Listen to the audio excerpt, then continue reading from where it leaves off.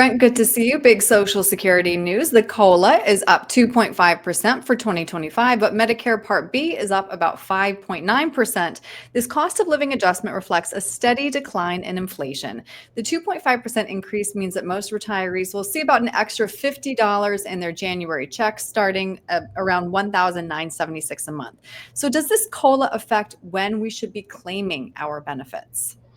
Good question. So common misconception is, oh man, I got to get my Social Security triggered so I can get this increase. Not a big deal this year because the increase isn't nearly as dramatic as last year when inflation was skyrocketing. But we had to do a lot of education that said, hey, look, even if you don't trigger, even if you're not pulling Social Security now, you will get this benefit when you do trigger. So that once again is one thing we're educating people on constantly. And just remind us again, Brent, that claiming early is not often the best strategy. Yeah, so each client gets, a Social Security and income plan that's designated to their specific situation. But what's nice about Social Security is the earliest you can claim is 62. The latest you would want to claim where it kind of maxes out is age 70. So the question is, when do I trigger? Well, obviously, the longer you wait to trigger it, the more you're going to get. So a lot of folks come out there and say, hey, you need to trigger this thing at age 70. Well, that doesn't make sense for everybody because what if you don't have longevity in your genes, you have health concerns, stuff like that. So you really need to have a conversation to make sure when is the ideal time to trigger it. And we could spend an hour video talking about what goes into that.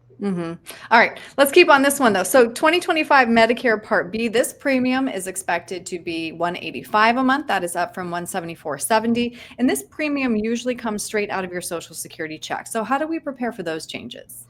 Yeah, if you're pulling Social Security, that's where it comes from. They actually give you the option online to be billed, but I end up usually seeing it's automatically pulled out. So folks need to sit down and at least, look at the new finances for January and say, okay, this is what my increase is going to be from the 2.5% increase. Now I need to back out my Medicare premium. What's my new balance? We have a lot of clients who kind of have their bills hit when their Social Security does. You want to make sure that you're not living so tightly in that window that it could make you miss something. So it's just doing some simple math, paying attention to it. Once you get through January, you're going to know what to expect moving forward. And how will this COLA affect the taxes we pay on our Social Security benefit? Yeah, Social Security taxes, a little bit tricky. For the longest time, it wasn't taxed at all. And then they came out and said, hey, look, if you are for a single, as you can see in this chart, 25 to 34, they're going to tax up to 50% of the benefit. And then if you make more than 34,000, they're going to tax up to 85% of the benefit. This is the sticky thing that we do not love. They have not adjusted those income brackets for inflation. So every year as our as our Social Security gets increased, we're eventually falling into those brackets where they start to tax it. So this little chart can help you figure it out. But to be honest, more people than not are eventually going to start paying taxes on that Social Security just by the nature of they're not doing the inflation on it. 75% of people 50 plus worry that Social Security will run out in their lifetime, and 61% say it is a major source of their retirement income. So how do we prepare for the inevitable changes that will have to take place to keep the program solvent? It's a ticking time bomb, and almost every person that walks through our door wants to talk about it. Yeah. In my opinion, I'll state that my opinion. Personally, I think they have to fix it because I'm shocked that only 61% people say that it's a significant portion. There is a lot of people out there who are living just on Social Security, or it's the main driver of their retirement.